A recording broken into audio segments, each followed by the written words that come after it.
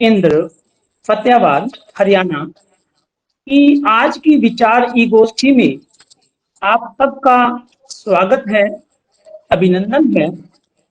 वह आप सबको अध्यापक दिवस की बहुत बहुत शुभकामनाएं।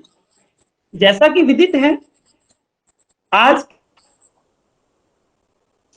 के परिप्रेक्ष्य में अध्यापक दिवस की प्रासंगिकता व इस गोष्ठी के प्रस्तोता हैं माननीय टेकचंद शर्मा जी। आप डाइट मताना फतेहाबाद से 31 जुलाई 2020 को एसोसिएट प्रोफेसर के पद से सेवानिवृत्त हुए हैं।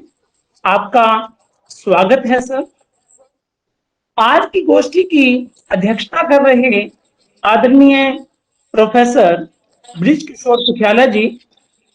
आप निदेशक हैं पंचनद शोध अध्ययन केंद्र व आप अध्यक्ष हैं हरियाणा प्रदेश उच्च शिक्षा परिषद। आपका दिल की गहराइयों से अभिनंदन है, स्वागत है सर।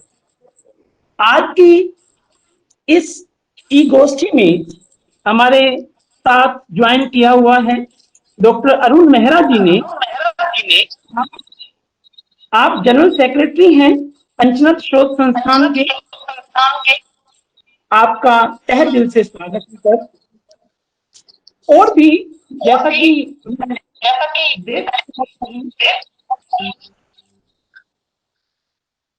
हमारे विभिन्न केंद्रों से अध्यक्ष, पदाधिकारी, सदस्य जुड़े हुए हैं। मैं पंचनद फतेहाबाद कार्यकारिणी की तरफ से आप सबका स्वागत करता हूं। वह शहर फतेहाबाद व बाकी शहरों व गांवों से हमारे बहुत सारे प्रबुद्ध नागरिक ने इस गोष्ठी को ज्वाइन किया हुआ है। मैं आप सबका हृदय की गहराइयों से स्वागत करता हूं। आज की इस गोष्ठी में मेरे डाइट फतेहाबाद से माननीय प्राचार्य श्रीमती संगीता बिश्नोई जी ने ज्वाइन किया हुआ है। बहुत बहुत धन्यवाद मैडम, मैं आपका वेलकम करता हूं। पंचनद शोध संस्थान के मार्गदर्शन में सभी अध्ययन केंद्र मासिक गोष्ठी का आयोजन करते हैं। ठीक इसी कड़ी में आज की इस गोष्ठी का आयोजन किया जा रहा है, जिसका विषय मैं पहले भी बता चुका हूं। आज के परिप्रेक्ष्य में अध्यापक दिवस की प्रासंगिकता है, क्योंकि आज अध्यापक दिवस है। बहुत सारे अध्यापक साथी आज हमारी इस गोष्ठी को ज्वाइन किया हुआ है। आज की इस विचार गोष्ठी की रूपरेखा मैं आपसे शेयर करना चाहूंगा। सबसे पहले माननीय टेकचंद शर्मा जी अपनी प्रस्तुति देंगे। प्रश्न काल होगा, जिसमें आपकी जो जिज्ञासा या सुझाव है वो आप चैट बॉक्स में लिखेंगे, उनको डॉक्टर तिवारी जी साझा करेंगे। संक्षिप्त में हो, ऐसी हमारी आपसे आशा है। माननीय प्रोफेसर बृज किशोर सुखियाला जी, जो इस ई गोष्ठी की अध्यक्षता कर रहे हैं, उनका अध्यक्षीय उद्बोधन होगा। हमारे डाइट के प्राचार्य माननीय श्रीमती संगीता बिश्नोई जी सभी प्रबुद्ध जनों का धन्यवाद करेंगी। मैं इस ई गोष्ठी में देख पा रहा हूं हमारे बहुत सारे साथी केरला से एक पीजीटी हैं, वो जुड़े हुए हैं। बाकी अलग अलग जगहों से बहुत सारे साथी हमारे जुड़े हुए हैं। मैं सबका स्वागत करता हूं। मैं अब ज्यादा समय न लेता हुआ मैं आमंत्रित करता हूं आज के प्रस्तोता माननीय टेकचंद शर्मा जी को। प्लीज वो अपना उद्बोधन शुरू कर दें। माननीय टेकचंद शर्मा जी। धन्यवाद डॉक्टर बलविंदर जी। सर्वप्रथम भारतवर्ष के आधुनिक गुरु पर मैं टेकचंद शर्मा आप सभी गुरुजनों को सादर प्रणाम करता हूं। भारत के गौरव भारत रत्न डॉक्टर सर्वपल्ली डॉक्टर राधाकृष्णन जी को श्रद्धापूर्वक नमन करता हूं, जिन्होंने देश के सर्वोच्च पद पर महामहिम राष्ट्रपति के पद को अलंकृत करने के बावजूद तत्पश्चात भी अपने जन्मदिन को स्वेच्छा से, हृदय से इच्छा प्रकट करते हुए अध्यापक समाज को समर्पित किया। मैं आज डॉक्टर प्रणव मुखर्जी, जिनके दुखद निधन से आज समस्त राष्ट्र शोक मग्न है, उन्हें भी श्रद्धा सुमन अर्पित करता हूं, जिन्होंने अपना करियर एक अध्यापक के रूप में शुरू किया था। इस वियत गोष्ठी की अध्यक्षता कर रहे माननीय प्रोफेसर ब्रिज किशोर कुठियाला जी, श्री अरुण मेहरा जी, डाइट प्रिंसिपल, जिन्होंने एक लंबे अरसे तक डिस्ट्रिक्ट की कमान संभाली है, श्रीमती संगीता बिश्नोई जी, इस वियत गोष्ठी में भाग ले रहे मेरे समस्त मित्रगण, मैं पंचनद अध्ययन केंद्र फतेहाबाद की ओर से आप सबका, मेरी ओर से भी आप सबका कृतज्ञ हूं कि इस पवित्र दिन पर, ऐसी पावन वेला पर मुझे आज के संदर्भ में अध्यापक दिवस की प्रासंगिकता पर बोलने का अवसर प्रदान किया है। अध्यापक की भूमिका पर, अध्यापक के दिवस की प्रासंगिकता पर बोलने का अवसर प्रदान किया है। बड़ी विचित्र बात है, आज प्रश्न उठने लगा है कि अध्यापक दिवस की कोई प्रासंगिकता भी है कि नहीं, कोई उपादेयता भी है कि नहीं, इसका कोई औचित्य भी है कि नहीं। इस विषय के ऊपर मैं बोलूंगा। प्रायण सभी गुरुजन हैं, सभी शिक्षा दर्शन में पारंगत हैं, सभी निष्णात हैं, अतः मेरा व्याख्यान यद्यपि आपके सद्विचारों का ही प्रकटीकरण होगा, तथापि मैं ये कहना चाहूंगा कि चटका चंचु प्रयास भी एक कर्तव्य वहन ही होता है। अतः आशा है आप मेरे इन विचारों को बहुत ही ध्यानपूर्वक सुनेंगे। यथा सामर्थ्य में कहना चाहता हूं, देखिए इस हेडिंग में 3 बातें समाई हुई हैं। एक तो आज के परिप्रेक्ष्य में, आज के संदर्भ में, दूसरा अध्यापक दिवस, और तीसरा उसकी प्रासंगिकता।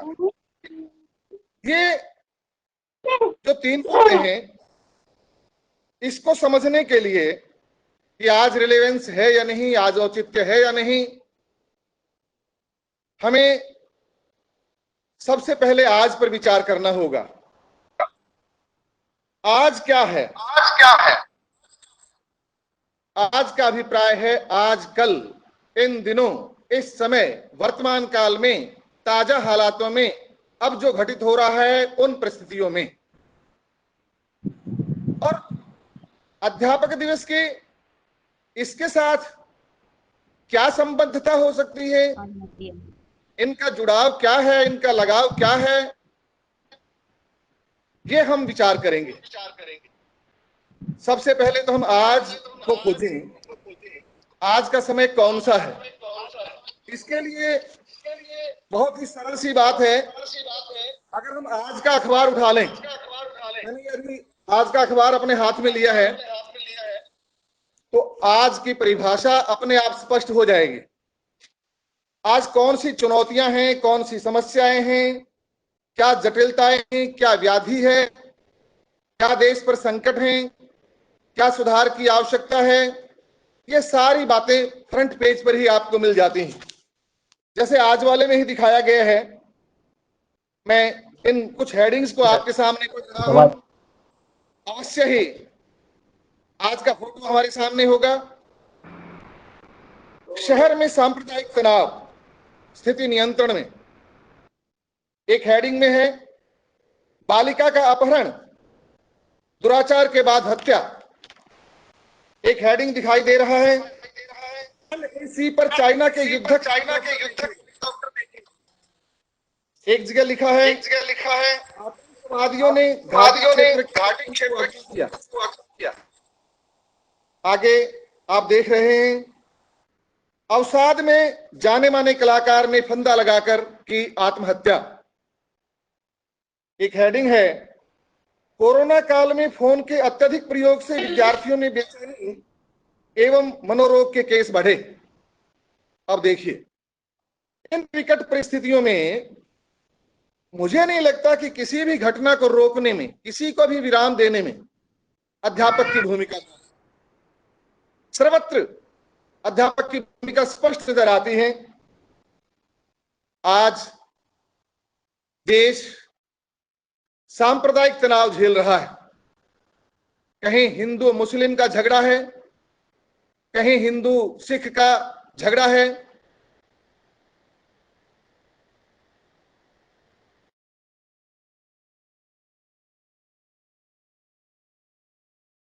में सुधार करने के लिए हमारे पास सर्वाधिक सुंदर जो भूमिका कोई अदा कर सकता है वो है अध्यापक। आज अध्यापक इन सबको समझा सकता है, दबा सकता है, अपनी शिक्षा से इन्हें प्रेरित कर सकता है। आज तो सारी ऊर्जा, सारी शक्ति देश की इन तनावों को सुलझाने में ही तो लग रही है। आप कल्पना कीजिए, अगर ये सांप्रदायिक तनाव न होते, ये दंगे न होते, ये फसाद न होते, तो हमारा देश आज कहां पहुंच जाता। यहां मेरे उन साथियों को मौका मिल गया जो कहते हैं कि इस अध्यापक दिवस में रखा क्या है। उनका तर्क एक बार तो बड़ा मजबूत दिखता है। फिर पुलिस, अर्धसैनिक बल क्यों भेजते हो, अध्यापकों को ही भेज दो ना, ये उनका तर्क होता है। मेरे भाई, सच में शांति तो तभी होगी जब अध्यापक अपनी अंतः शक्ति का प्रयोग करेगा। देखिए, शासन और प्रशासन ये तो फायर ब्रिगेड की भूमिका में है। लगी आग तो बुझानी ही पड़ती है, शासन और प्रशासन बुझाएंगे ही, पर आग लगने ही न पाए, यह सशक्त मंत्र किसके पास है? अध्यापक के पास। यह तो वही सबके मन में बिठाएगा कि शुनि चैव सौपाकी चैव पंडितः समदर्शिनः। भाई, क्यों राम और अल्लाह के फसाद में पड़ गए, नाम पर उलझ गए। सब विप्रा बहुधा वदंती, जो इस पंचनद का इसका तात्पर्य, इसका अर्थ तो अध्यापक ही समझाएगा न। तत्तु एकमेव, वो तो एक ही है। नास्ति कुत्रापि द्वितीय है, वो दूसरा नहीं है। किस भ्रम में पड़ गए हो? ये भूमिका कौन निभाए? गुरु ही अपनी सात्विक बुद्धि से, गुरु ही अपनी निर्मल बुद्धि से, गुरु ही अपनी प्रतिभा से, गुरु ही अपनी तकनीक से वसुधैव कुटुंबकम का पाठ पढ़ा सकता है और वही इस विश्व में शांति स्थापित कर सकता है। तो सांप्रदायिक तनाव की जो खबर आज के रूप में दिखी, उसका एकमात्र इलाज है अध्यापक। अगर उसकी भूमिका महत्वपूर्ण है तो उसके सम्मान में मनाया जाने वाला दिवस प्रासंगिक कैसे नहीं हो सकता? अवश्य होगा। उसके कहीं आज इस हिसाब से तो ज्यादा आवश्यकता दिखाई पड़ी। एक खबर जिस पर नजर पड़ रही है, लिखा है फला स्थान पर किसी की बेटी, सॉरी किसी की तो क्या, हमारी ही बेटी पर ये जुल्म हुए। ओह अफसोस। ऐसे शब्द भी सभ्य समाज अपने जबान पर नहीं लाना चाहता। पढ़कर सुनकर घबराहट होती है, दिल दहल जाता है। अब ऐसे में क्या उपाय है? कितनी लज्जा की बात है। ऐसी यातना, लज्जा, जुल्मों की मारी बेटियों को हम निर्भया कह करके खुद भयभीत हो जाते हैं कि कहीं, और आगे शब्द भी नहीं लिए जा सकते। ऐसे में अध्यापक से ही यह समाज अपेक्षा करता है वही नैतिक शिक्षा के बल पर अपने सदाचारपूर्ण जीवन से, अपने आदर्शों से, अपनी नैतिकता के बल पर अपना आदर्श प्रस्तुत करते हुए नई पीढ़ी में से पशुता को हरता है और उसमें मनुष्यता भरता है। उस अध्यापक को नैतिक संबल प्रदान करने के लिए, उसके उत्साहवर्धन के लिए भला अध्यापक दिवस क्यों नहीं मनाया जाना चाहिए? उस अध्यापक को भी तो हौसला चाहिए, उसका भी तो उत्साहवर्धन होना चाहिए। इसलिए आज का दिन अध्यापक दिवस कहीं ज्यादा प्रासंगिक है। यहां किसी एक आध को, मेरे मित्र को शंका हो सकती है, अध्यापक संख्या में थोड़े थे तब तो यह समस्या थी नहीं, या किंचन मात्र थी, अल्प मात्रा में थी, कभी कभार दिखाई पड़ती थी। और जो जो अध्यापकों की संख्या बढ़ती गई, त्यों त्यों ज्यो ज्यो दवा की मर्ज बढ़ता गया वाली स्थिति हो गई है। आज संख्या में जितने अधिक अध्यापक हैं उतनी ही ज्यादा ये बुराई सामने आ रही है। ये मेरे मित्रों का तर्क है, कुछ मित्रों का। अब यहां पर हमें एक बात तो माननी ही पड़ेगी, लॉर्ड मैकाले की कूटनीति को तो साथ देनी ही पड़ेगी। हमें इस भूल को सुधारना होगा कि शिक्षक में और शिक्षाजीवी में, शिक्षक में और शिक्षा के सौदागर में एक सीमा रेखा है, और जब तक हम उस सीमा रेखा को नहीं पहचान जाते तब तक बात बनती नहीं है। क्योंकि ये सदाचार का पाठ पढ़ाने वाली शक्ति अध्यापक में है, अध्यापक के वश की बात है, शिक्षाजीवी के वश की बात नहीं है, शिक्षा के सौदागर के वश की बात नहीं है।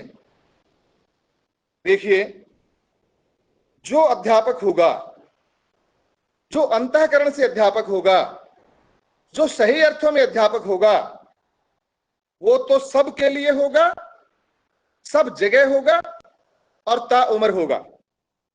तत्कालीन महामहिम राष्ट्रपति डॉक्टर राधाकृष्णन जी हमारे लिए इस विषय में एक अनुपम आदर्श हैं। आप जानते हैं, जब वे मैसूर विश्वविद्यालय में थे तो एक अध्यापक थे, औपचारिक अध्यापक थे। जब वे सोवियत संघ के एम्बेसडर बने तब भी वे अध्यापक ही रहे। आज सारी दुनिया कहती है कि डॉक्टर राधाकृष्णन जी को स्टालिन जैसे शासकों को पढ़ाने का गौरव प्राप्त है। जब वे उपराष्ट्रपति बने तब भी प्रकृति से वे एक अध्यापक ही रहे, और जब वे राष्ट्रपति बन गए तब भी वे मूल रूप से अंतःकरण से अध्यापक ही रहे। आपको मालूम है कि जब राष्ट्रपति पद को जब वे अलंकृत किए हुए थे, तब जब विदेश यात्रा करते थे तब कितना गहन अध्ययन करने के पश्चात वे उस देश की धरा पर उतरते थे। वहां जाकर के उस राष्ट्र के बारे में जो बोलते थे, वहां की संस्कृति के बारे में जो बात समझते थे और बताते थे, वहां के इतिहास की जानकारी वहां के ही नागरिकों को देते थे, वो अमूल्य था। कई बार तो वहां के शासकों को, राष्ट्राध्यक्षों को भी अचंभा होता था, और उन्होंने खुले दिल से इस बात को स्वीकार किया कि जो जानकारी आपने दी है, ये भारत और हमारे देश के संबंधों के बारे में हमें खुद भी जानकारी नहीं थी। और आप जानते हैं कि आज जो भारत और विश्व नाम की एक पुस्तक है, वो उन्हीं व्याख्यानों की, उन विदेशी धरती के ऊपर कहे हुए व्याख्यानों का एक संग्रह है जो हमारे लिए इतनी बड़ी धरोहर बन गया है। तो ये जो कार्य कोई कर सकता है, चारित्रिक उत्थान कर सकता है, नैतिक पतन को रोक सकता है, ये जो समाज में बहुत ही बुरी बुरी बातें हो रही हैं, ये सारी जो घटनाएं घट रही हैं, इनको एकमात्र रोकने में अगर कोई समर्थ है तो हमें सच्चे हृदय से स्वीकार करना होगा, वो है अध्यापक। इसलिए भला ये एक टॉपिक कि आज के दिन अध्यापक दिवस की प्रासंगिकता क्या है, ये बड़ा विचित्र लगता है। और ये टॉपिक हुआ तभी है जब समाज के किसी एक पक्ष ने, किसी एक खंड ने, किसी एक छोटे वर्ग ने अवश्य ये कहा होगा कि आज अध्यापक दिवस मनाने का कोई औचित्य नहीं है। तभी तो ये बात उठी, तभी आज मुझे इस टॉपिक के लिए कहा गया कि आप इस पर बोलिएगा।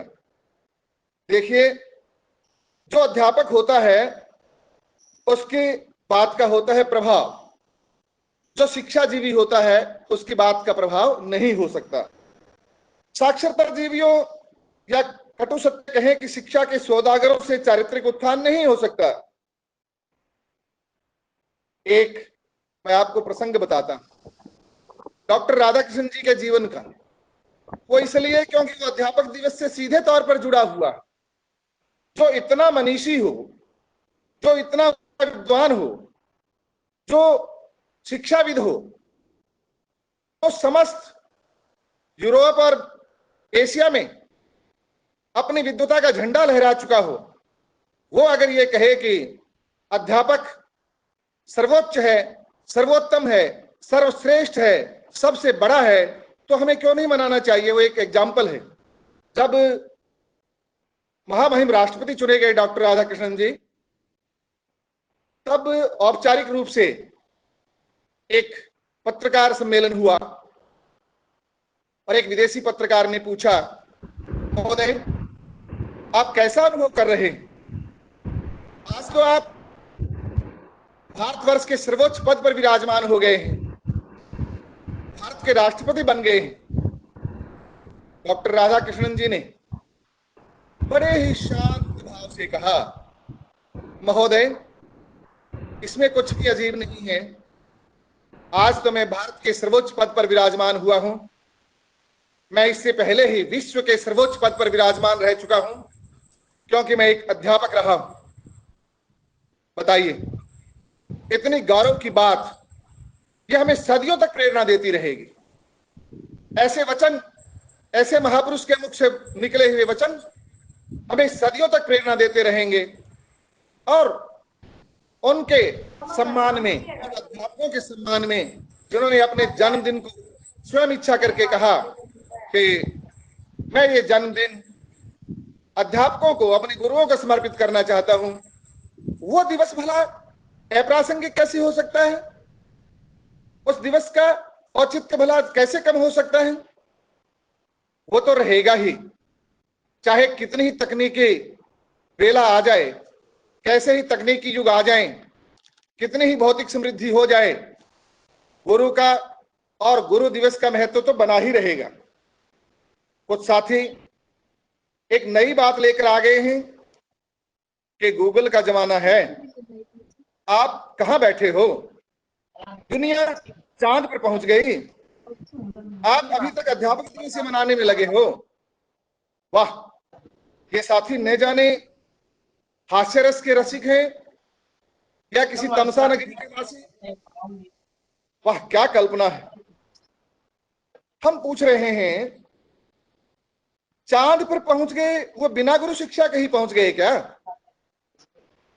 रही बात गूगल की, गूगल के जमाने की, गूगल तो बेचारा वही बोलता है जो अध्यापक ने सदियों से सिंचित किया है, संचित किया है, एकत्रित किया है, शोध करके अपने पास बटोर करके संभाल के छोड़ा। गूगल का अपना कौन सा पिटारा है? वो लॉकर है। लॉकर अपने आप में खुश होता है कि मेरे पास बहुत धन है। गूगल की वही स्थिति है, धन तो संभाल करके रखने वालों का ही है, जिसने अगली पीढ़ी के लिए संभाल करके उसको छोड़ा है। तो एक साधन मात्र है। गूगल की तुलना, उसकी उपमा पुस्तकालय से तो की जा सकती है। जैसे हमारे पहले समय में हम पुस्तकालय बनवाते थे, आज की आवश्यकता है भी, ठीक उसी तरह से गूगल एक साधन है गुरुओं के ज्ञान को प्रसारित करने का और संभाल करके संजो करके रखने का एक साधन मात्र तो हो सकता है, लेकिन गूगल कदापि गुरु का स्थान नहीं ले सकता। इस बात को याद रखना होगा। जाए कुछ साथी कहते हैं डिस्टेंस एजुकेशन में तो जी गूगल ही काम करता है, मानते हैं, लेकिन ये काफी अधूरा सत्य है। आप वैदिक शिक्षा पद्धति से तो परिचित हैं। सौभाग्य से मैं आज बहुत उत्कृष्ट विद्वानों के सामने अपना व्याख्यान दे रहा हूं। सभी हमारी वैदिक पद्धति से परिचित हैं। उनकी जो शिक्षा पद्धति थी उसमें वेद वेदांग जो पढ़ाए जाते थे, उसमें आरण्यक भी पढ़ाए जाते थे ब्राह्मण ग्रंथों के पश्चात। बल्कि यूं कहिए कि आरण्यक ग्रंथ पढ़ने के लिए विद्यार्थी अरण्य में जाते थे और फिर स्वाध्याय करते थे। बहुत अधिक अध्ययन करके जब लौटते थे तो हमारे समाज के उन प्रमुख शिक्षाविदों ने ये जान लिया था कि अब भी शोधन की आवश्यकता है। हमारे ये शिष्य, हमारा ये शिष्य वृंद जो सीख कर आया है, जो पढ़ कर आया है, इसमें से शोधन की बड़ी आवश्यकता है, इसमें से छंटनी की बड़ी आवश्यकता है। बात गूगल की चल रही है। गूगल में भी यही बात है कि फिर उन्हें उपनिषद पढ़ाया जाता था। उपनिषद, उप निकट, गुरुजी के निकट, निश्चय पूर्वक शब्द बैठा करके फिर समझाया जाता था। वही बात गूगल की भी है। गूगल में तो न जाने कितनी आग बबूल, पता नहीं क्या क्या पढ़ाई हो सकती है। विद्यार्थी आज न जाने क्या क्या सीख जाते हैं। इसलिए अतः मैं ये कह रहा था कि गूगल की बातों को भी संशोधित करना ही पड़ता है। उसमें भी बहुत ज्यादा सुधार सकता है। हमारे एक मित्र बहुत अच्छा उदाहरण देते हैं, अधिगम संशोधन का एक नया नाम उन्होंने बताया। वो है जैसे डीवर्मिंग होती है ना, ठीक उसी तरह से डी लर्निंग बहुत जरूरी है। क्या सीखा है इसके साथ साथ ये बड़ा जरूरी है कि क्या नहीं सीखना चाहिए था उसको हटाना जरूरी है। वो मुझे आया प्रसंग, बस दो महिला सखियां बात कर रही थी कि बहन आपके मुन्ने ने बोलना सीख लिया क्या? तो सखी ने कहा बहन बोलना तो सीख लिया, अब चुप करवाना सिखा रही हूं। विद्यार्थियों की यह दशा है। अगर हम उन्हें गूगल के भरोसे छोड़ दें तो वो हो सकता है सीखने योग्य तो न सीख पाए और न सीखने योग्य बहुत कुछ सीख जाए। यहां भी अध्यापक की भूमिका, अध्यापक की प्रासंगिकता बनी रहेगी। इसलिए ऐसे उन मित्रों से जो गूगल मित्र हैं, केवल गूगल मित्र हैं, उनसे मेरा निवेदन है कि आप गुरु महिमा भी जानिएगा। केवल गूगल महिमा से बात नहीं बनेगी। अगर हमने गुरु सम्मान को त्यागते हुए गूगल सम्मान किया तो ये गूगल हमारी गूगली उड़ा देगा। इस बात का पूरा ध्यान रखना पड़ेगा। लेकिन ये बड़े संतोष की बात है कि आज नई राष्ट्रीय शिक्षा नीति के अंदर इस पहलू पर बहुत अच्छा विचार किया गया है। कौन से पहलू पर? कि अध्यापक हो कैसा? कहीं वो शिक्षा जीवी तो नहीं, कहीं वो शिक्षा का सौदागर तो नहीं, कहीं वो डॉक्टर मेकाले ने जो हमें एक विधि दे दी थी उस बेस पर चयनित अध्यापक तो नहीं। आज नई राष्ट्रीय शिक्षा नीति जो बन रही है उसमें एक महत्वपूर्ण बिंदु है, वो है अध्यापक के चयन की बहुत ही सोची समझी प्रक्रिया। उसमें केवल आईक्यू नहीं देखा जाएगा, उसमें ईक्यू भी देखा जाएगा। केवल बुद्धि लब्धि नहीं देखी जाएगी, उसके हृदय में क्या संवेदनाएं हैं, क्या उसकी निष्ठा है समाज के प्रति, उसका उत्तरदायित्व बोध कितना है, इन सब बातों को देख करके ही अध्यापक का चयन किया जाएगा। जब वो अंतःकरण से अध्यापक चुन लिया जाएगा, तब ये जो बात उठती है, पाठ्यक्रम पूर्ण हुआ, सिलेबस कंप्लीटेड, ये वाक्य लुप्त हो जाएगा, क्योंकि ये वाक्य शिक्षक के मुंह से कभी नहीं सुनने को मिलता। ये शिक्षाजीवी के मुंह से सुनने को मिल सकता है।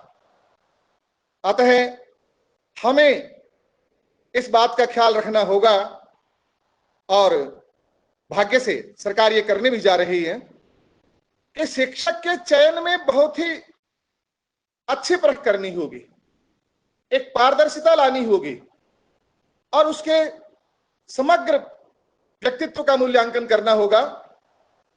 केवल ज्ञानगठरी अध्यापक न हो, बल्कि सदाचार पूर्ण हो, ताकि वह दोबारा आचार्य बन सके, आचार्य बन सके, अपने आचरण के माध्यम से विद्यार्थियों को ज्यादा शिक्षा दे सके।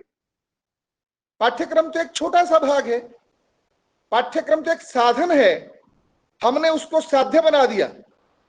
अगर हमने उसको साध्य बना दिया तो हम न तो डॉक्टर कलाम की शिक्षा पद्धति को पहचान पाए हैं, न डॉक्टर सर्वपल्ली राधाकृष्णन जी की शिक्षा पद्धति को समझ पाए हैं, और न ही डॉक्टर प्रणब मुखर्जी की शिक्षा पद्धति को समझ पाए।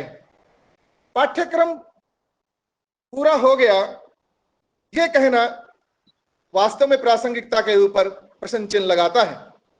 लेकिन अब खैर वो दिन आएगा जब अध्यापकों का सही चयन होगा और ज्ञान की गंगा बहेगी, और जब ज्ञान की गंगा बहेगी, वो पवित्र धारा बह निकलेगी, तो अध्यापक पुनः पूज्य बनेगा। अध्यापक जब पूज्य बनेगा तो अध्यापक समाज की प्रासंगिकता स्वतः सिद्ध हो जाएगी, और हर घर के आंगन में अध्यापक दिवस मनाया जाने लगेगा। हम आज की तुलना जरूरी कर रहे हैं। अध्यापक दिवस की प्रासंगिकता तो कदम कदम पर है। ये जो आज के पेपर में जो न्यूज लगी है कि जाने माने कलाकार ने फंदा लगा करके आत्महत्या की, भला आप ही बताइए, क्या इसे काउंसलर की जरूरत नहीं थी? जो काउंसलर होता है वो एक अध्यापक ही होता है। जो अध्यापक होता है वो स्वतः एक काउंसलर होता है। देखिए, हमें अध्यापक की परिभाषा करते हुए संकुचित दृष्टिकोण को त्यागना पड़ेगा, हमें व्यापक दृष्टिकोण को अपनाना पड़ेगा। हमें समग्र रूप से अध्यापक के व्यक्तित्व को देखना पड़ेगा। ये जरूरी थोड़ा ही है कि जिसने शिक्षा विभाग से वेतन प्राप्त किया है वही शिक्षक, ऐसा नहीं है। जितने भी दार्शनिक हुए इस संसार में, जितने भी धर्म उपदेशक हुए इस संसार में, जितने भी संसार में कवि हुए, ये सारे अध्यापक ही थे। आप मानते हैं ना कि गुरु नानक देव जी एक बहुत अच्छे अध्यापक थे, कबीरदास जी बहुत अच्छे अध्यापक थे, मीराबाई एक बहुत अच्छी अध्यापिका थी, तुलसीदास जी एक बहुत अच्छे अध्यापक थे, अरस्तु एक बहुत अच्छे अध्यापक थे। आप दार्शनिकों को याद करते जाइए, कवियों को याद करते जाइए, उपदेशकों को याद करते जाइए, वो कितने अच्छे अध्यापक थे। इसलिए अध्यापक को किसी संकुचित क्षेत्र में मत बांधिएगा, थोड़ा हमें विस्तृत देखना पड़ेगा। और इसीलिए आज इस डिप्रेशन के युग में, इस अवसाद के दौर में, जहां तरह तरह की आत्महत्याएं बढ़ रही हैं, मनोरोग बढ़ रहे हैं, ये जो बातें उठ रही हैं, उठ क्या रही हैं, हो ही रही हैं, समाज में घटित हो रही हैं, ये सारी बातें अगर कोई दूर कर सकता है तो वो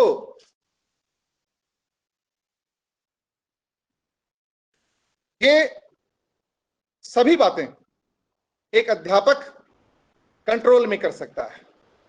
वो अवसाद से नई पीढ़ी को बचा सकता है। इसलिए उसकी शक्ति को, उसके गुणों को, उसके उपकार को, उसकी प्रतिभा को नकारिए मत, उसकी अवहेलना मत कीजिए, उसे सम्मान दीजिए और उसे सम्मान देने के लिए अध्यापक दिवस मनाइए। यह हमारी प्रार्थना है। अध्यापक दिवस मनेगा तो अध्यापक में एक नई स्फूर्ति आएगी, अध्यापक में नई स्फूर्ति आएगी तो समाज में एक नई चेतना आएगी, समाज में एक नई चेतना आएगी तो हमारा राष्ट्र अवश्य विकसित होगा, आगे बढ़ेगा।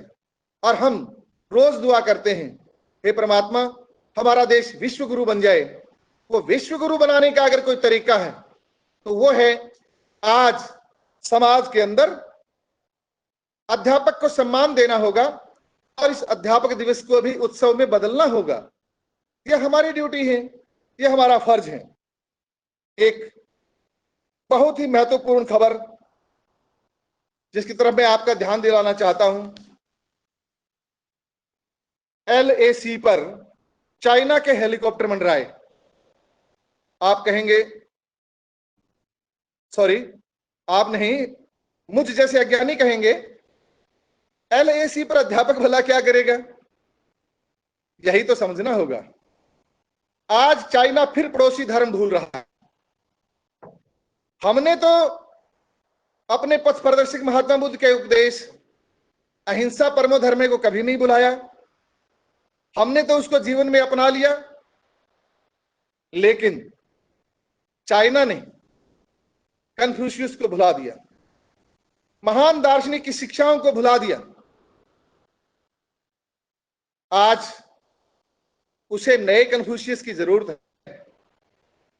आप जानते हैं ना कि ईसा पूर्व लगभग 550 वर्ष पहले हमारे देश में महात्मा बुद्ध जी ने हमें एक नया उजाला दिया, बल्कि जगत को कहूंगा मैं, हमें ही क्या, विश्व को एक उजाला दिया। और ठीक उसी समय चाइना में भी महान दार्शनिक हुए कन्फ्यूशियस, उन्होंने भी इस विश्व को एक नई राह दिखाई। किंतु दुर्भाग्य कि आज चाइना ने अपने उस पथ प्रदर्शक कन्फ्यूशियस के उन वचनों को, उन आदर्शों को, दिखाए गए उस सन्मार्ग को भुला दिया। और यही वजह है कि आज चाइना विश्व के अनेक देशों की आंख की किरकिरी बन गए। और यही वजह है कि हमने महात्मा बुद्ध के उपदेशों को ग्रहण किया, अपने जीवन में उतारा। आज विश्व के अनेक देशों की आंखों का तारा बन गए। यह डिफरेंस कहां से? यह अध्यापक की भूमिका से और अध्यापक को सम्मान देने से, अध्यापक को याद रखने से इतना परिवर्तन आ जाता है। ये आप जानते हैं कि विश्व का ऐसा कोई विकसित या विकासशील देश नहीं है जहां अध्यापक के सम्मान में कोई पुरस्कार न दिया जाता। हर देश में, बल्कि आप अंतर्राष्ट्रीय स्तर पर भी जानते हैं कि 5 सितंबर को हमारे यहां मनाया जाता है अध्यापक दिवस, और पूरे संसार में अंतर्राष्ट्रीय स्तर पर 5 अक्टूबर को अध्यापक दिवस मनाया जाता है।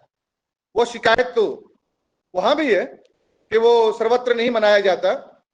इसके पीछे जो पहलू है उस पर भी हम जरूर विचार करेंगे कि क्यों नहीं मनाया जाता। लोग, मेरे कुछ मित्र कहते हैं, पिछली बार जब हम अध्यापक दिवस मना रहे थे तब मेरे ही एक साथी ने कहा, सर एक बात बताएं। हाँ बताइए। हम खुद ही अध्यापक दिवस मनाते हैं, हमारे सिवाय कोई जानता भी है क्या कि अध्यापक दिवस होता क्या है, कब मनाया जाता है? बात में तो खैर काफी हद तक तो दम है, लेकिन ये पूर्ण सत्य नहीं है। हमें विचार करना होगा। वो क्या कि पिछले वर्षों से तो हमारे देश के प्रधानमंत्री महोदय खुद अध्यापक दिवस मना रहे हैं, सारे देश के विद्यार्थियों, बच्चों के साथ मिलकर मना रहे हैं। आपको याद होगा जब डॉक्टर प्रणब मुखर्जी राष्ट्रपति पद पर अलंकृत थे, तब प्रधानमंत्री महोदय ने एक अपील की थी कि महामहिम राष्ट्रपति महोदय, आप एक बहुत अच्छे अध्यापक हैं। हम चाहते हैं कि किसी दिन आप विद्यार्थियों को पुनः पढ़ाएं। तो उन्होंने हर्ष उसी अध्यापक दिवस को तुरंत राष्ट्रपति भवन परिसर में जो विद्यालय बना हुआ है उसमें पढ़ाने के लिए चले गए और जाकर के सारे दिन पढ़ाया, छुट्टी होने तक पढ़ाया। तो हम ये उल्हाना जो दे रहे हैं कि अध्यापक दिवस हम खुद ही मनाते हैं, दूसरा कोई नहीं मनाता, ये बात काफी हद तक तो ठीक नहीं है। दूसरी बात ये है कि ये कहा जा सकता है कि हम खुद ही मनाते हैं। देखिए, कोई भी दिवस, कोई भी उत्सव एक प्रेरणा लेकर आता है, एक शिक्षा लेकर आता है, एक संदेश लेकर आता है। उसके पीछे कोई न कोई एक उद्देश्य छुपा रहता है। तो ये अध्यापक एक प्रेरणा दिवस एक प्रेरणा लेकर के आता है अध्यापकों के लिए कि क्या हम उतने काबिल हैं जितने हमारे आदर्श अध्यापक रहे हैं? क्या छवि इतनी सुंदर बनती जा रही है जैसे डॉक्टर राधाकृष्णन जी की गंभीरता के साथ बनी हुई थी? ये बात बड़ी विचारणीय है। अगर हम डॉक्टर राधाकृष्णन जी के सच्चे अनुयायी हैं, अगर हम उनके कदमों पर चलना चाहते हैं, तो हम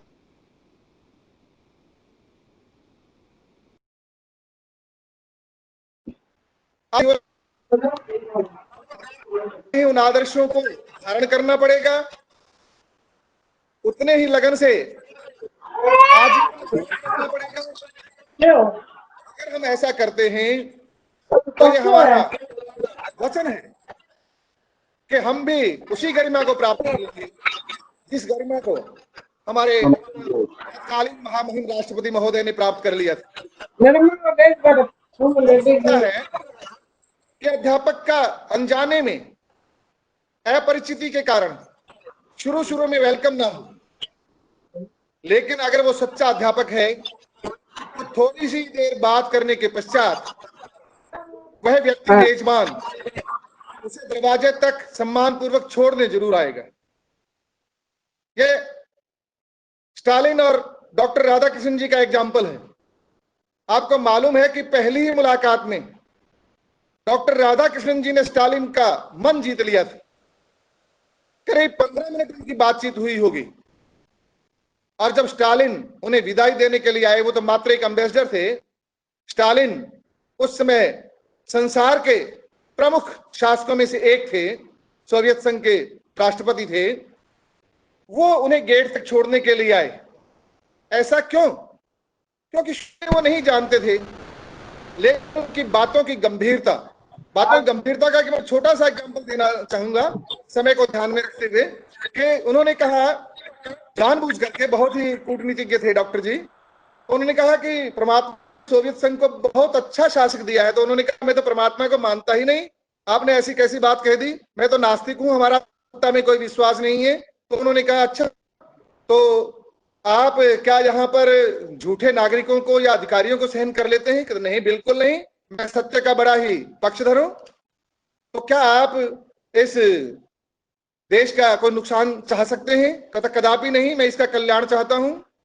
और क्या आप इसको कुरूप देखना चाहते हैं अपने देश को? कहते बिल्कुल नहीं, मैं इसको सुंदर देखना चाहता हूं। तो उन्होंने कहा, मैं तभी तो कह रहा था कि आप तो भगवान में दृढ़ विश्वास करने वाले हैं, क्योंकि आप सत्यम शिवम सुंदरम के उपासक हैं और हमारे भारतीय दर्शन में सत्यम शिवम सुंदरम ही भगवान का सच्चा स्वरूप है। वो बड़े प्रभावित हुए। अनेक उन्होंने बातें की गीता के ऊपर, श्री कृष्ण जी के ऊपर। तो उन्होंने कहा, श्री कृष्ण का अर्थ आपकी भाषा में ले लीजिए, रशियन में आप समझिए इस बात को, कि श्री कृष्ण का अर्थ है जो आकर्षति, जो अपनी ओर खींचने की शक्ति रखता है, वो श्री कृष्ण। जो अर्जयति, जो प्राप्त करने की शक्ति रखता है, जो अर्जन करने की क्षमता रखता है। अर्जुन जी मेरे सामने बैठे जिज्ञासा साहब दिखाई दे रहे हैं। तो अर्जुन जो अर्जयति खींच लेता है, जो शक्ति ग्रहण कर लेता है, वो अर्जुन। और यही उन्होंने कहा, ये तो मेरी क्रांति का ही स्वरूप है। रशियन क्रांति में भी ऐसा ही हुआ, एक व्यक्तित्व में आकर्षण और इसके बाद सारी जनता उसके पीछे और ये सारी क्रांति। तो इस तरह से वो जब गेट तक छोड़ने के लिए आए तो वो बात मैं यहां जोड़ना चाहता हूं कि ये याद रखिएगा कि अध्यापक हर हालत में पूजनीय होगा यदि उसकी सामर्थ्य वह है। मैं ये कहना चाहता हूं कि ये छोटी मोटी बातें हम जो विचार कर रहे थे, देखिए ये तो ज्ञान गंगा सागर का टॉपिक था। मैं तो एक साधारण सा वो जो गिलहरी पत्थर ढो रही थी ना पुल बनाने में, उसमें से एक कंकर डालने के लिए यहां आ गया था। लेकिन इतना जरूर कहना चाहूंगा कि इस संसार का सारा इतिहास शिक्षक का इतिहास है, शिक्षा का इतिहास है। इसके अतिरिक्त आप कहीं भी कोई इतिहास नहीं पढ़ पाएंगे। अरस्तु को ले लीजिए, आप भारतीय रूप में अगर देखेंगे तो गुरु वशिष्ठ की शिक्षा ने ही राम को मर्यादा पुरुषोत्तम बनाया। संदीपनी गुरु की शिक्षा ने ही योगेश्वर श्री कृष्ण गीता उद्घोषक बनाया, श्याम बनाया। चाणक्य जैसे गुरु ने ही चंद्रगुप्त जैसे सशक्त राजा दिए। समर्थ गुरु रामदास ने ही वीर शिवा उत्पन्न किया। आप इस बात को जो एक बहुत ही हमारे देहात की कहावत है वो है, गोरों की शिक्षा और मां की लोरी, इसमें अद्भुत शक्ति है, इसमें अपार शक्ति है, इसका कोई पार नहीं पा सकता। इसलिए हम कहना चाहते हैं, मैं ये अध्यक्ष फतेहाबाद की ओर से निवेदन करना चाहता हूं कि मेरे अध्यापक भाइयों, आप अपनी योग्यताएं इतनी बढ़ा लीजिए, आप अपने संस्कार इतने पुनीत और विस्तृत कर लीजिए कि आप स्वतः पूज्य हो जाएं और किसी को याद ना दिलाना पड़े कि आज अध्यापक दिवस है। आज अभी सुबह की बात है, कुछ मेरे अध्यापक साथी कह रहे थे कि आज तो हमारे इस सोशल मीडिया के ऊपर कोई जगह ही नहीं बची है। मैंने कहा क्या बात हुई? पता है, अनेक सारे जो हमारे ढेर सारे विद्यार्थी हैं ना, उन्होंने गुरु नमन भेजा है, अध्यापक दिवस की बधाइयां भेजी हैं, प्रणाम भेजा है, वंदना भेजी है। अरे तो और क्या है, ये बढ़ तो रहा है हमारा दायरा, जागरूकता आ तो रही है, चेतना आ तो रही है, गुरु दिवस की प्रासंगिकता सिद्ध तो हो रही है, लोगों ने महसूस करना शुरू तो किया है। जो बच्चे आज गुरु वंदना भेज रहे हैं, उनका परिवार भी इसके महत्व को समझने लगा है, ये मानकर चले। इसलिए मैं ये कहना चाहूंगा कि हम आज भी अध्यापक को सम्मान दें, अध्यापक स्वयं सम्मानित होने का प्रयत्न करें। यही राधा कृष्ण जी को और मेरे पूज्य गुरुओं को श्रद्धांजलि और सम्मान होगा। मैं क्योंकि एक छोटा सा व्याख्यान तो देने में समर्थ रहता हूं, लेकिन इतने समुचित जो विद्वान हैं, जो बहुत ही मेरे पूजनीय हैं, उन गुरुओं के सामने तो बोलने की क्षमता नहीं है। तो मैं क्यों न अपनी वाणी को विराम दूं, समय का भी मैं ख्याल रखूंगा। आपने मेरी बात को बहुत ध्यान से सुना है, इसके लिए मैं आपका आभारी हूं। एक बार पुनः नमन गुरुओं को। ये बात मैं इसलिए कह रहा हूं कि मैं बधाइयां इत्यादि शब्द का प्रयोग आज इसलिए नहीं करना चाहता कि आज हमारे डॉक्टर प्रणव मुखर्जी के जो हम शोक कर रहे हैं, छठा दिन है, अतः मैं ऐसे किसी शब्द का प्रयोग नहीं करना चाहता, उसी से क्षमा करेंगे। Thank you.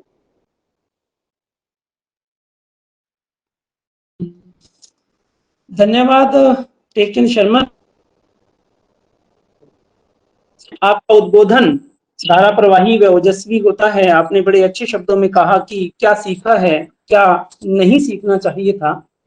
अब मैं डॉक्टर तिवारी जी से निवेदन करूंगा कि प्रश्न काल में जो प्रश्न आए हुए हैं चैट बॉक्स पर, कृपया वो ले लें।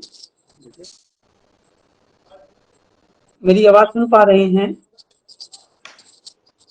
सर प्रश्न तो नहीं आए हैं, केवल एक अभी मेरा प्रश्न ये अरविंद जी ने पूछा है। मेरा प्रश्न है कि चटका छंछू प्रयास नया क्या है जिसका जिक्र उन्होंने शुरू में किया था? जी जी, हाँ, मैं कहना चाहूंगा सत्य चंचू प्रयास, ये भी हमारे गुरुओं की ही एक देन है। हमारे सर ने एक उस सेकंड, समाज को सेकंड सुधारने के सेकंड लिए एक सेकंड, सभी से अनुरोध है, स्पेशली गुरुचरण दास जी, आप अपना माइक ऑन ना करा करें, और कार्यक्रम के एक दो और साथी हैं, अपने माइक ऑन कर देना, मुझे मजबूरन उन्हें 3-4 बार एक्सपेल भी करना पड़ा था।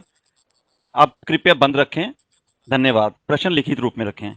हाँ जी सर। अरविंद जी का धन्यवाद, जिन्होंने ये एक सुंदर प्रश्न पूछा। हाँ, मेरे वक्तव्य में था चटका चंचू प्रयास। हमारे गुरु ने समाज को शिक्षा देने के लिए, नई पीढ़ी को देने के लिए बाल कहानियां बहुत लिखी हैं, और उन बाल कहानियों में एक कहानी आती है कि एक सरोवर के किनारे बरगद का पेड़ था, उसके नीचे 4-5 हाथी रहा करते थे, और एक चिड़िया भी उसी बरगद के ऊपर रहा करती थी। एक दिन अनहोनी के उस पेड़ को आग लग गई, तो जो हाथी थे वो तो अपने सूंड से पानी भर भर के ला करके उस पेड़ पर खाली कर ही रहे थे, उसको आग बुझाने का प्रयत्न कर रहे थे। एक चिड़िया भी उस प्रयास में शामिल थी, वो भी सरोवर से चौंच लाती थी और उसको आती थी। तो उन हाथियों ने कहा, बहन चटका, तुम्हारा प्रयास भी इतिहास में हमारे प्रयास के साथ ही लिखा जाएगा। अर्थात जो जिसकी जितनी सामर्थ्य होती है उतना उसका सहयोग होना चाहिए। ये बात तो मैंने अपने शायद व्याख्यान के बारे में कही थी, लेकिन मैं यहां आप कहना चाहूंगा कि हर अध्यापक यथाशक्ति, चाहे वो चटका चंचू प्रयास ही क्यों ना हो, उसे अपना प्रयास करना चाहिए। Thank you. डॉक्टर जसबीर जी का प्रश्न है, शिक्षक को विषयों देशों में विभक्त क्यों किया जाता है? जी,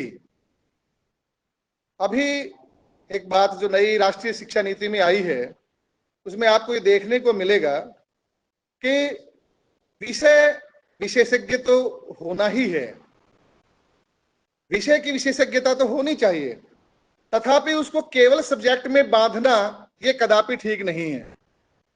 उसे समग्र अध्यापक तो बनना ही पड़ेगा। आप वैसे एग्जाम्पल के तौर पर देखते भी हैं सर, जो विद्यालय होते हैं उसमें हमें एक बात कही जाती है कि 10वीं तक तो सभी पढ़ा लेंगे, 8वीं तक तो सभी पढ़ा लेंगे।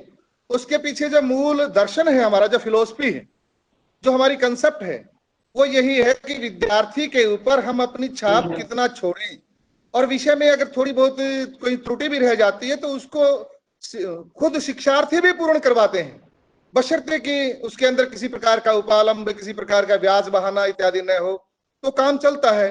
विषयों में बांटना ये नहीं है।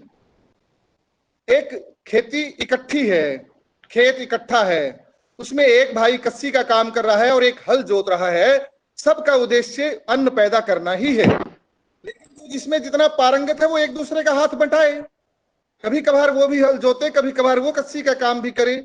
इसलिए एक पक्का जो बांध हम बांध रहे हैं बीच में, जो दीवार खड़ी कर रहे हैं, ये तो नहीं होनी चाहिए। लेकिन विषय की पारंगता का लाभ उठाना भी चाहिए।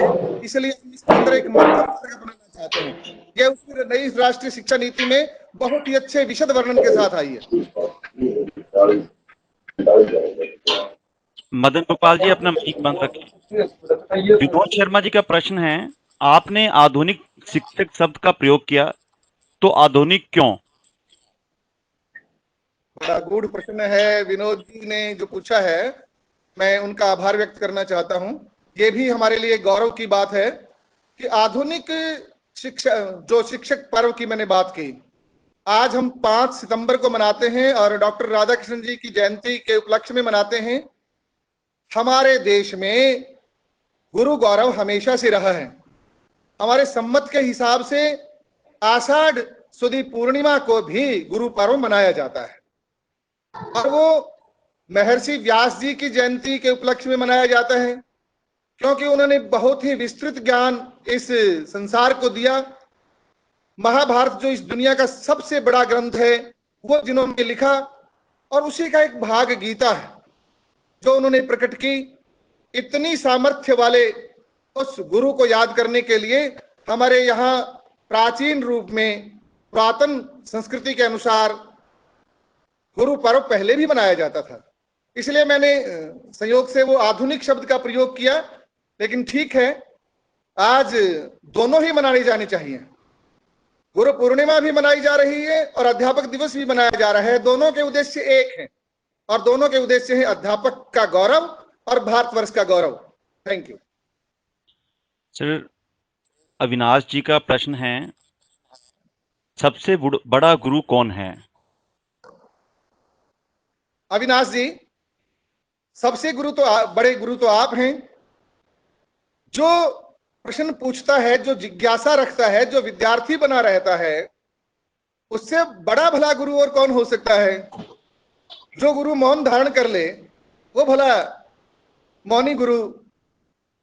मौनी गुरु से मुझे याद आया, आजकल तथाकथित गुरु भी बहुत हैं, उनसे और मौनी गुरुओं से सावधान।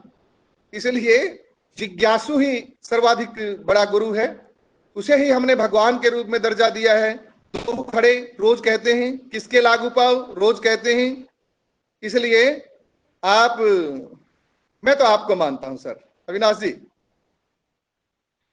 गुरचरण दास जी का प्रश्न है, क्वालिटी एजुकेशन क्या है? सर जो एमएम कॉलेज में आपने लागू कर रखी है ना, वो एक दो बार हमने जाकर के देखा है, वो क्वालिटी एजुकेशन है। जो संस्कार की एजुकेशन है, जो संस्कार भरने की बात आती है, आप जो कैडेट तैयार कर रहे हैं, आप केवल अक्षर ज्ञान तक सीमित नहीं हैं, आप एक सन नागरिक बना रहे हैं, अच्छे नागरिक को जो निर्माण कर रहे हैं, वो सचमुच में शिक्षा की गुणवत्ता में शामिल है। और मैं आपको ये आपकी प्रशंसा करना चाहूंगा कि आपने जब से एमएम कॉलेज में, क्योंकि आप तो फतेहाबाद अध्ययन केंद्र से ही हैं,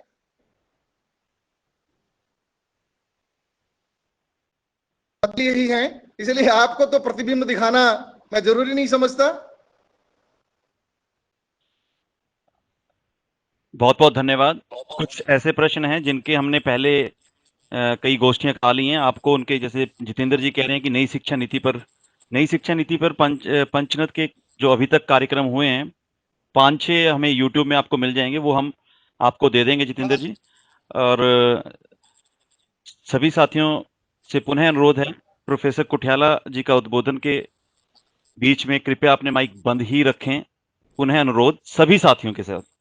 धन्यवाद। बलविंदर जी। हाँ जी, जी जी तिवारी जी, नमस्कार, थैंक यू। धन्यवाद। टेकन शर्मा जी ने सभी प्रश्नों का उत्तर दिया, और आपका भी डॉक्टर साहब। अब मैं अध्यक्षीय उद्बोधन के लिए निवेदन करता हूं हमारे माननीय प्रोफेसर ब्रिज किशोर कुठियाला जी के। प्लीज, माननीय प्रोफेसर ब्रिज किशोर कुठियाला जी।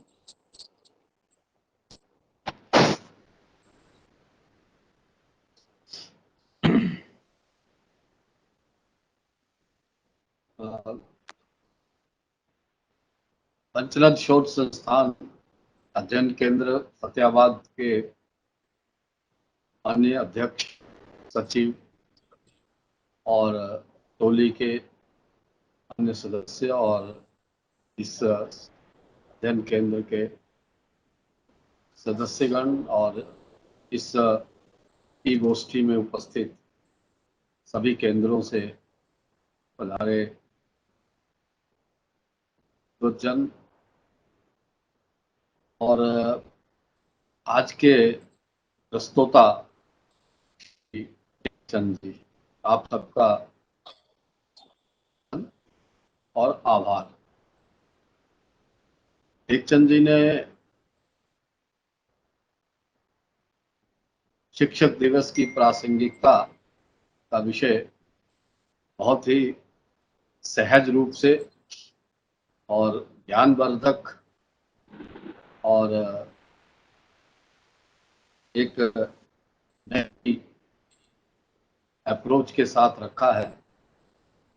हम सब उनके, टेकचंद जी के आभारी हैं, और प्रश्नों के उत्तर भी उन्होंने दिए।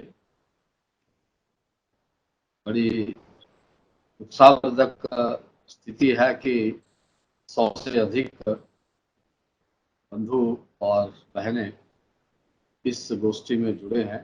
तो इस विषय के बारे में टेकचंद जी के विचारों से अवगत हुए और लाभान्वित।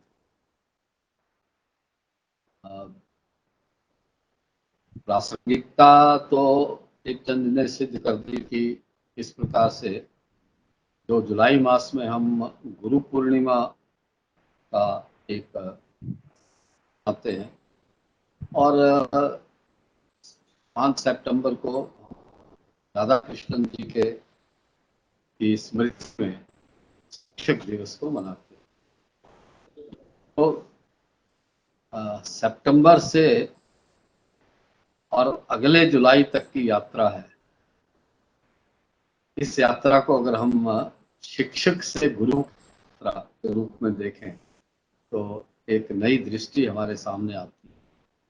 और गुरु का गुरुत्व, शिक्षक का शैक्षणिक महत्व, इन दोनों का जो एक मिश्रण बनता है, दोनों से जो एक समाज में एक व्यक्तित्व बनता है, वो समाज की दिशा और दिशा को तय करता है।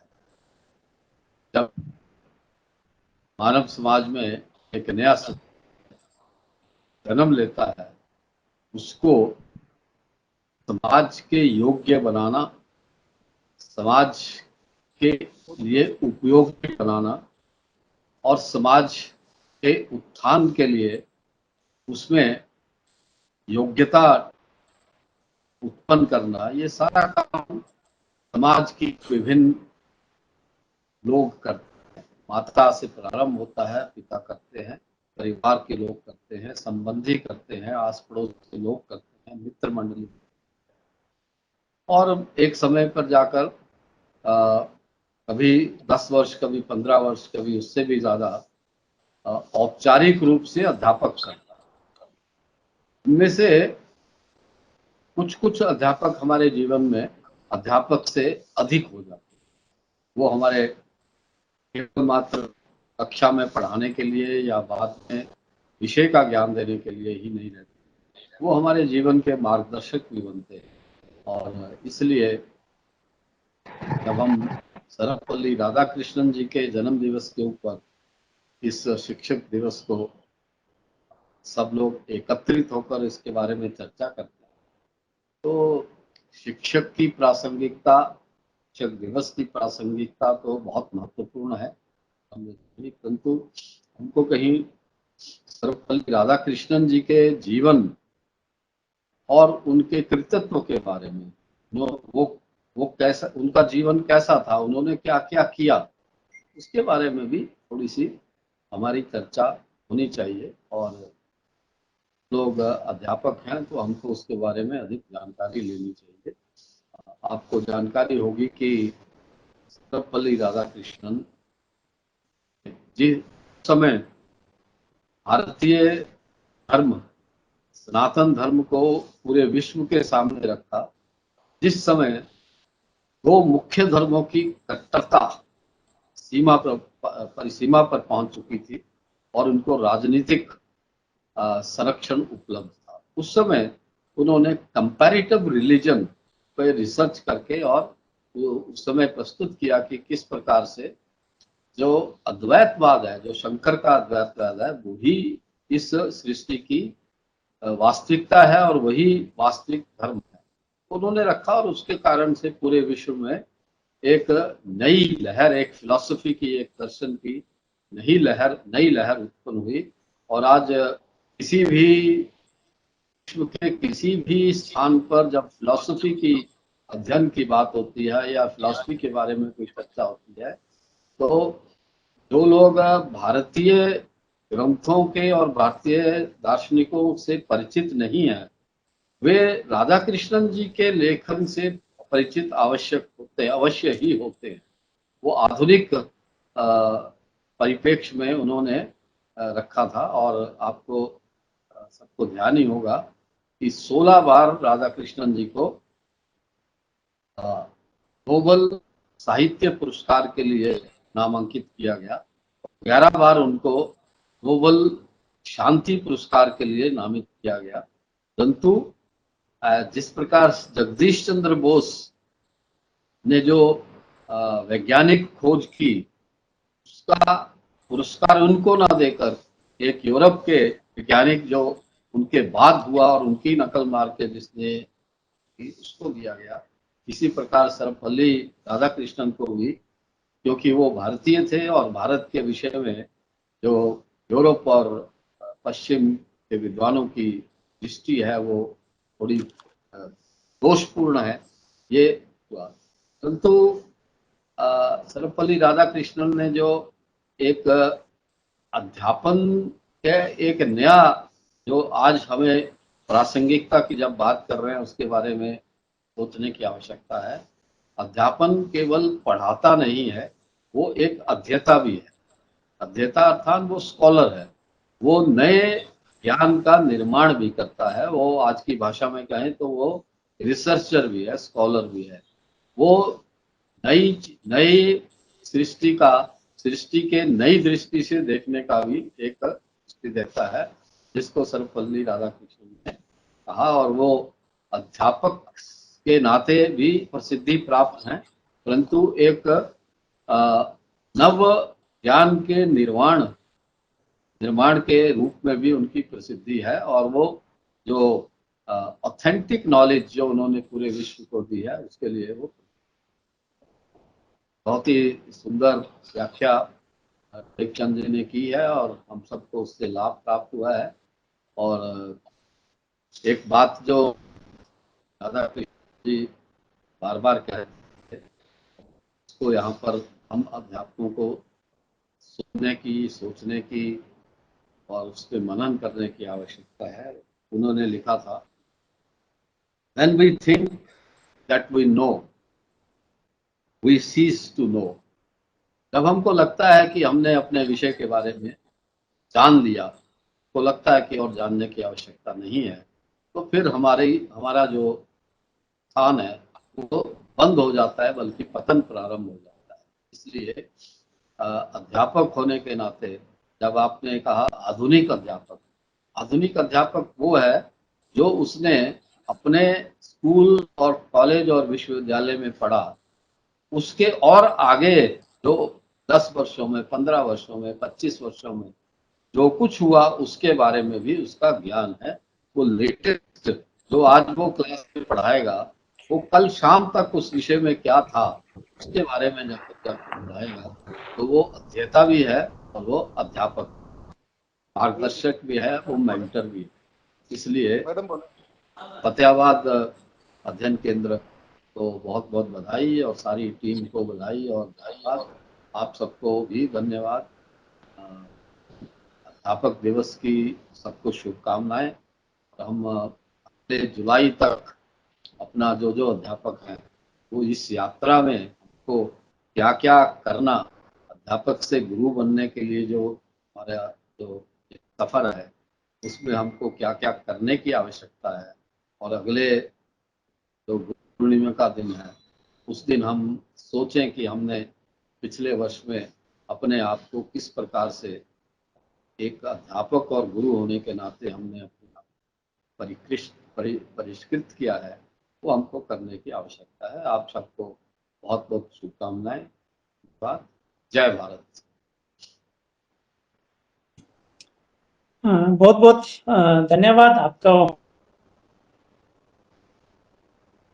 अंत में हमारे रिस्पेक्टेड आदरणीय madam diet madam Shrimati Sangeeta Bishnoi ji से रिक्वेस्ट करूंगा कि वो सभी प्रबुद्ध जनों का धन्यवाद करें। मैडम संगीता बिश्नोई जी डाइट के प्रिंसिपल हैं। आवाज सुन रहे हैं मैडम संगीता बिश्नोई जी?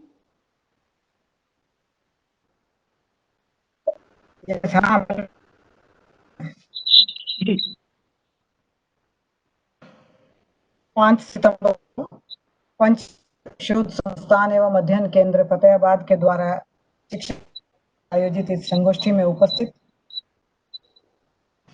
प्रोफेसर ब्रिज किशोर कोठियाला जी, निदेशक हैं पंचनद शोध संस्थान एवं अध्यक्ष हैं उच्च परिषद हरियाणा के। आज गौरवमयी उपस्थिति है यहाँ पर। SCERT के निदेशक डॉक्टर उपस्थित सभी शिक्षाविद, आप सब अपना कीमती समय निकालकर में आपने भाग लिया। की तरफ से से मैं आप सबका इस संगोष्ठी में पहुंचने पर करती हूं और धन्यवाद भी करती हूं। आज हमारा पर्व है, शिक्षाविदों का पर्व है और इस पर तो बहुत बहुत बधाई।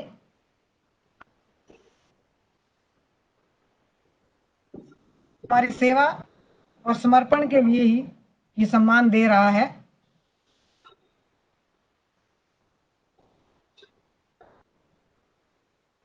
शिक्षक ही है जिसने तैयार किए हैं, चाहे वो किसी पद पर हैं, वैज्ञानिक हैं, इंजीनियर हैं, साइंस डॉक्टर्स हैं, नेता हैं, हर महान व्यक्ति के पीछे उसके अध्यापक का हाथ रहा है। हमारी नई नीति वो भी ये चाहती है कि शिक्षा में बुनियादी बदलाव किए जाएं, उनका मुख्य केंद्र में शिक्षा रखना चाहिए।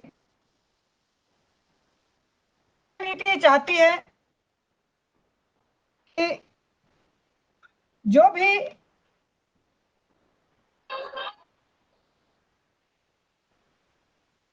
हमारे शिक्षकों का जो सम्मान था पूर्व में समाज में, वो सम्मान उसके लिए और समाज उसे एक अनिवार्य सदस्य के रूप में स्वीकार करे। चाहे हम कितना भी अच्छी पुस्तकों की हम तैयार कर लें, निर्माण कर लें, हम कितने भी अच्छे कंटेंट तैयार कर लें, जब तक शिक्षक की शिक्षण प्रक्रिया प्रभावी नहीं होगी, को इससे मैं यही कहना चाहूंगी कि अगर आप चाहते हैं कि हमारा सम्मान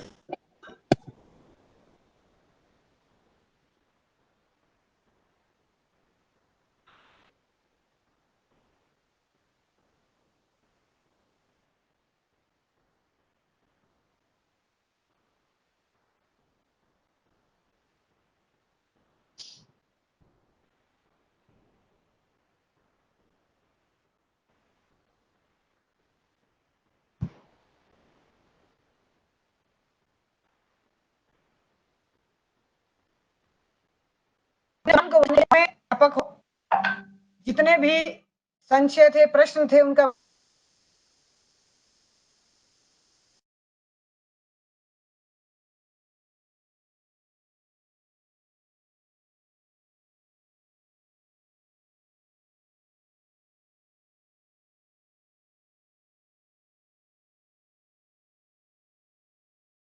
प्रिंसिपल मैम, अगर आप अपना कैमरा बंद कर देंगे तो बाइट ठीक आ जाएंगे, आपकी आवाज़ सुन पाएंगे।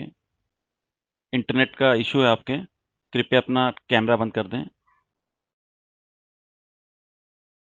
बात करना चाहूंगी, से कंधा मिला हमारे समाज के भविष्य को दिशा प्रदान की है इस महामारी के संकट के समय में।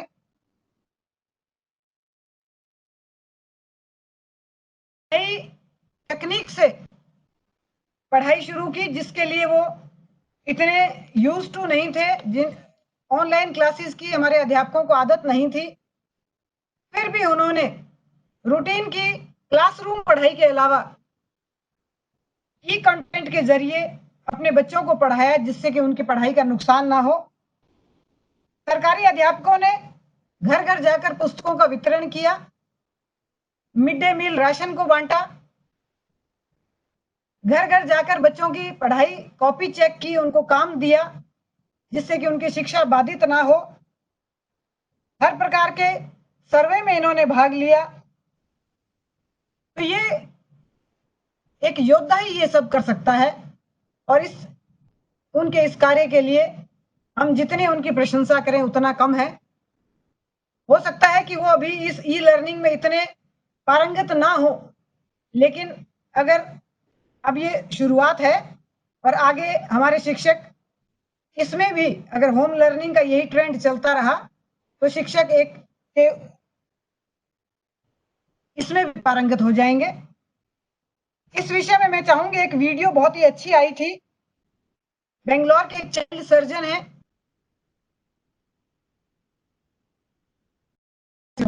ई लर्निंग के बारे में। उन्होंने कहा है कि हमें शिक्षा, आज समय नहीं है कि हम इनकी पढ़ाई में गलती निकालें। जिस ढंग से ये हमारे बच्चों को पढ़ा रहे हैं वो काबिले तारीफ है।